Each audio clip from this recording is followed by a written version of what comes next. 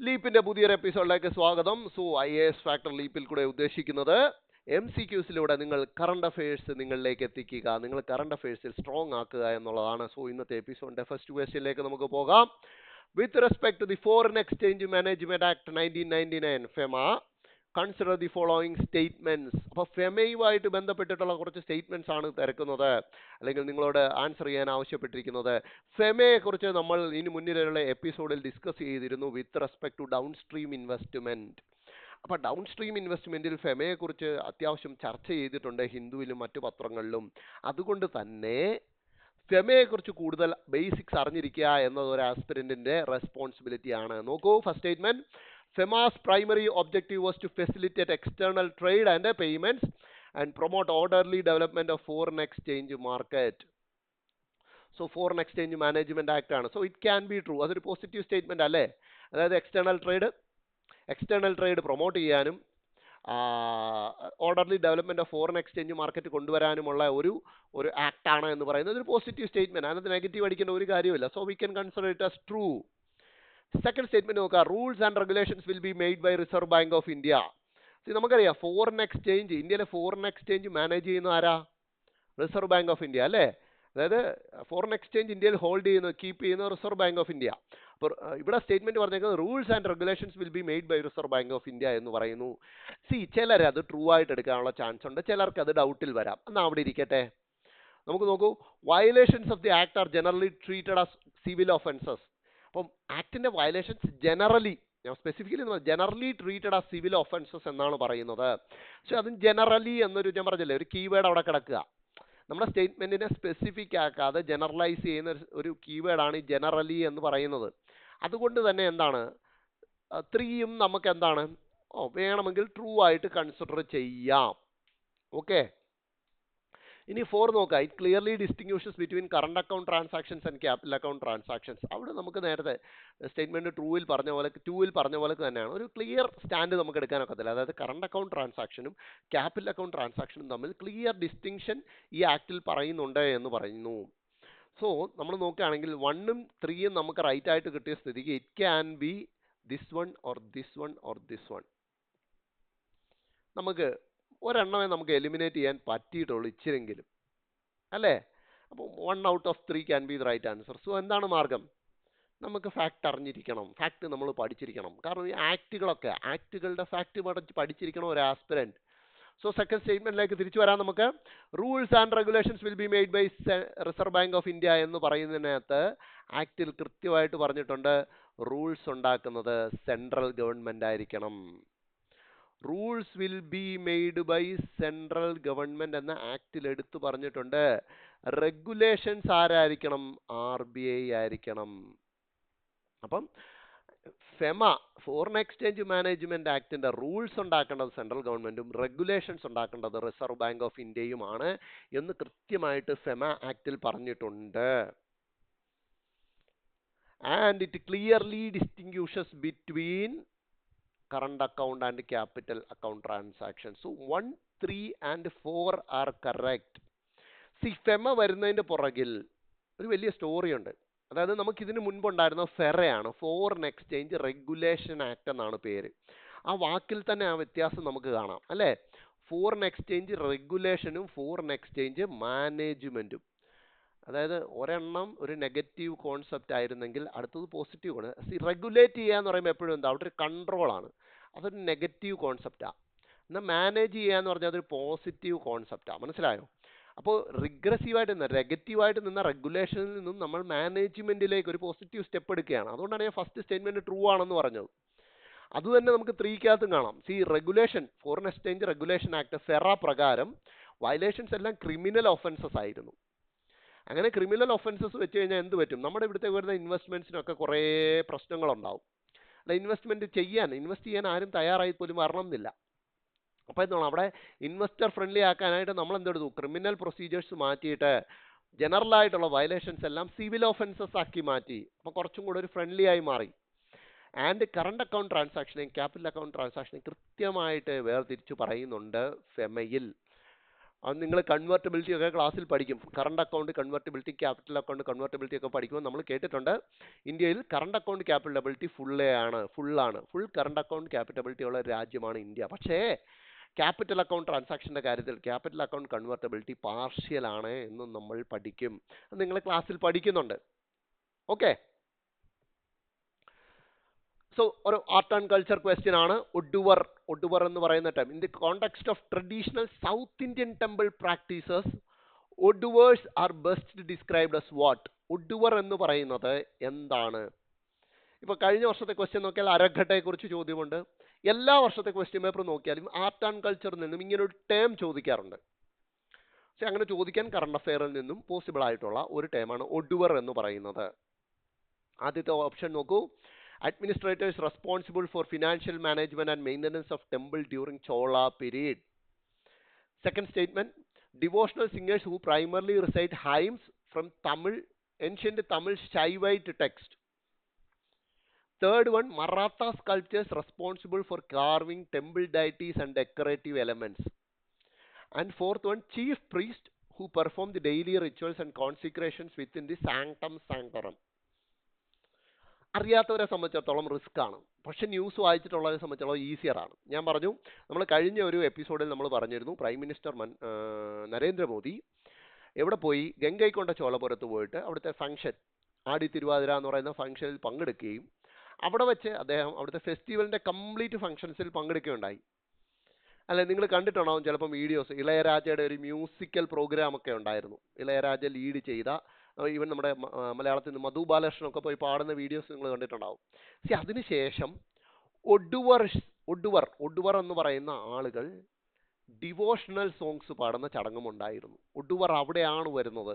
So the answer is devotional singers primarily reciting hymns from ancient Shaivite text.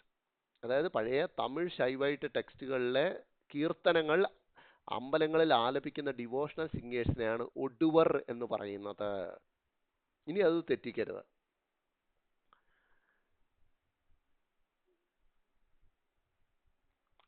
So next question ഒരു interesting question ആണ്. UPSC മുൻകാലങ്ങളിൽ പരോളിനെ കുറിച്ച് ചോദിച്ചിട്ടുണ്ട്, ബെയിലിനെ കുറിച്ച് ചോദിച്ചിട്ടുണ്ട്. അതേപോലെയൊക്കെ ചോദിക്കാൻ സിമിലർ സ്കോപ്പുള്ള ഒരു സാധനമാണ് ഫസ്റ്റ് ഇൻഫർമേഷൻ റിപ്പോർട്ട്, അല്ലെങ്കിൽ FIR എന്ന് പറയുന്നത്. So which of the following statements about FIR is or are correct എന്നാണ് ചോദ്യം. നിങ്ങൾക്കറിയാമല്ലോ, നമ്മുടെ IPC CRPC ഒക്കെ എടുത്തു കളഞ്ഞതിന് ശേഷം BNSഉം BNSSഉം വന്നു അല്ലേ? അപ്പോൾ BNSS ഭാരതീയ നാഗരിക് സുരക്ഷാ സംഹിത, പഴയ CRPCക്ക് പകരമുള്ള സാധനത്തിനകത്ത് FIRനെ കുറിച്ച് പല സെക്ഷൻസിലും പറയുന്നുണ്ട്. മാത്രമല്ല FIR എന്ന് പറയുന്ന ടോപ്പിക്ക് നമ്മളെ ഡെയിലി ലൈഫിൽ കാണുന്നതാണ്, എല്ലാ ദിവസത്തെയും പത്രത്തിലുണ്ടാവും എന്ന് വേണം പറയാൻ അല്ലേ? അപ്പം നമുക്ക് എത്രമാത്രം അതിനെക്കുറിച്ച് അറിയാമെന്ന് നോക്കാം. First statement, it is an information given to a police officer relating to the commission of a cognizable offence. അപ്പോൾ ഒരു കോഗ്നിസബിൾ ഒഫൻസ് നടന്നിട്ടുണ്ടെങ്കിൽ അതിനെക്കുറിച്ച് ഇൻഫോർമേഷൻ തരുന്ന ഒരു റിപ്പോർട്ടാണ് എന്ത്, FIR എന്ന് ഫസ്റ്റ് സ്റ്റേറ്റ്മെന്റ് പറയുന്നു. അപ്പോൾ എന്താണ് ഈ കോഗ്നിസബിൾ ഒഫൻസ്? എന്താണ് കോഗ്നിസബിൾ ആയിട്ടുള്ള ഒഫൻസ് എന്ന് നമ്മൾ ആദ്യം പഠിച്ചിരിക്കണം. So what is cognizable offence? Cognizable offence എന്ന് പറഞ്ഞു കഴിഞ്ഞാൽ, അതായത് ഒരു വാറണ്ട് ഒന്നും ഇല്ലാതെ തന്നെ, അല്ലെങ്കിൽ ഒരു മജിസ്ട്രേറ്റിന്റെ പെർമിഷൻ ഇല്ലാതെ തന്നെ അന്വേഷണം ആരംഭിക്കുകയും വേണമെങ്കിൽ അറസ്റ്റ് വരെ ചെയ്യാൻ കഴിയുന്ന രീതിയിലുള്ള ക്രൈംസിനെയാണ് നമ്മൾ കോഗ്നിസബിൾ ഒഫൻസസ് എന്ന് പറയുന്നത്. മനസ്സിലായില്ലേ? അതായത് ഒരു വാറണ്ട് ഇല്ലാതെ തന്നെ അറസ്റ്റ് ചെയ്യാനും മജിസ്ട്രേറ്റിന്റെ ഉത്തരവില്ലാതെ തന്നെ നമുക്ക് അന്വേഷണം തുടങ്ങാനും മതിയായ കാരണങ്ങളുള്ള ഒഫൻസസിനെയാണ് കോഗ്നിസബിൾ ഒഫൻസ് എന്ന് വിളിക്കുന്നത്. അങ്ങനെയുള്ള ഒഫൻസിനെ റിലേറ്റ് ചെയ്യുന്ന ഇൻഫോർമേഷൻ തരുന്നു FIR എന്ന് പറയുന്നു. സോ ബേസിക് എന്താണ്, നമുക്ക് ലോജിക്ക് വെച്ചിട്ട് 1 ട്രൂ ആണ് എന്ന് കൺസിഡർ ചെയ്യാം അല്ലേ? കോഗ്നിസബിൾ ഒഫൻസ് ഒരു സീരിയസ് ക്രൈമാണ്, അപ്പോൾ അതിനെക്കുറിച്ച് ഇൻഫോർമേഷൻ തരുന്നുണ്ട്.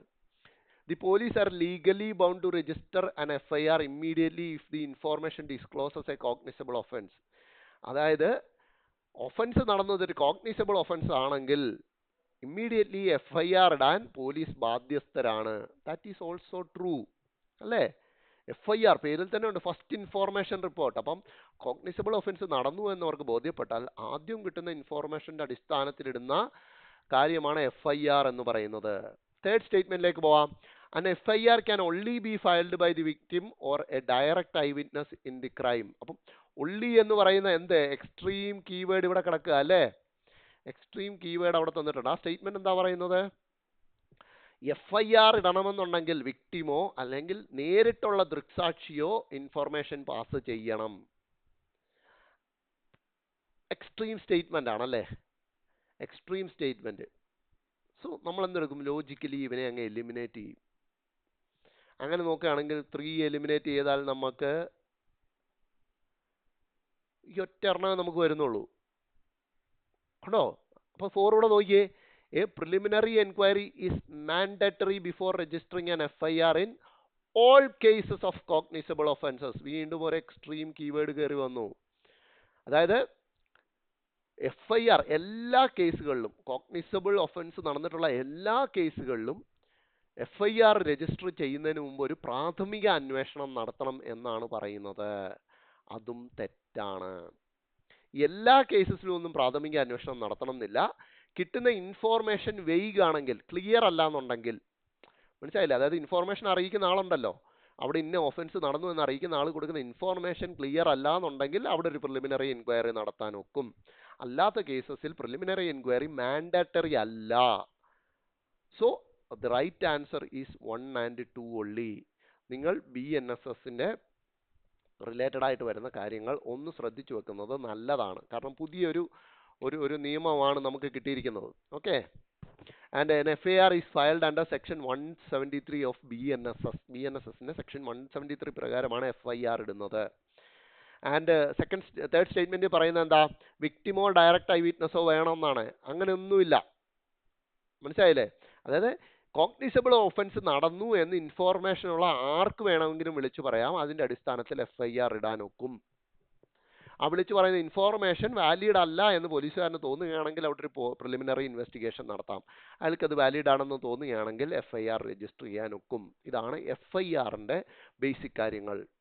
And coming back again to science and technology, NISAR mission അല്ലേ? ഇന്ത്യ റീസെന്റ് ലോഞ്ച് ചെയ്തതിൽ ഒരു പ്രസ്റ്റീജിയസ് മിഷനാണ് നിസാർ എന്ന് പറയുന്നത്. NISAR stands for NASA ISRO synthetic aperture radar. അപ്പം നാസയും ഇസ്രോയും ചേർന്നിട്ടുള്ള ഒരു കമ്പൈൻഡ് മിഷനാണ്. എന്തിനു വേണ്ടിയിട്ട്? എർത്തിലെ ചേഞ്ചസ് കണ്ടുപിടിക്കാൻ. അത് ബേസിക്കലി ഒരു എർത്ത് ഒബ്സർവേഷൻ മിഷനാണ് നിസാർ എന്ന് പറയുന്നത്. നമ്മുടെ ചോദ്യം ഇതാണ്, NISAR mission is use to determine the changes on Earth in which of these disciplines. ഇതിൽ എന്തൊക്കെ കാര്യങ്ങളിൽ ചേഞ്ചസ് ഭൂമിയിൽ ഉണ്ടാകുന്നു എന്ന് കണ്ടുപിടിക്കാനായിട്ടാണ് നിസാർ മിഷൻ ലോഞ്ച് ചെയ്തിരിക്കുന്നത്. 1 is ecosystems, 2 is cryosphere sciences, 3 is deformation. Ecosystem changes പഠിക്കാൻ, അതെ, എക്കോസിസ്റ്റം ചേഞ്ചസ് പഠിക്കുന്നുണ്ട്. ക്രയോസ്ഫിയർ സയൻസ്, എന്താ ക്രയോസ്ഫിയർ എന്ന് പറഞ്ഞു കഴിഞ്ഞാൽ? ക്രയോസ്ഫിയർ എന്ന് പറഞ്ഞു കഴിഞ്ഞാൽ ഫ്രോസൺ വാട്ടർ ആണ്. മനസ്സിലായില്ലേ? അതായത് ഐസ്, ഗ്ലേഷ്യർ, പിന്നെ underground ice cap, ice sheet, അങ്ങനെ ഫ്രോസൺ വാട്ടർ റിലേറ്റഡ് ആയിട്ടുള്ള കാര്യങ്ങളാണ് നമ്മൾ ക്രയോസ്ഫിയർ കൊണ്ട് ഉദ്ദേശിക്കുന്നത്.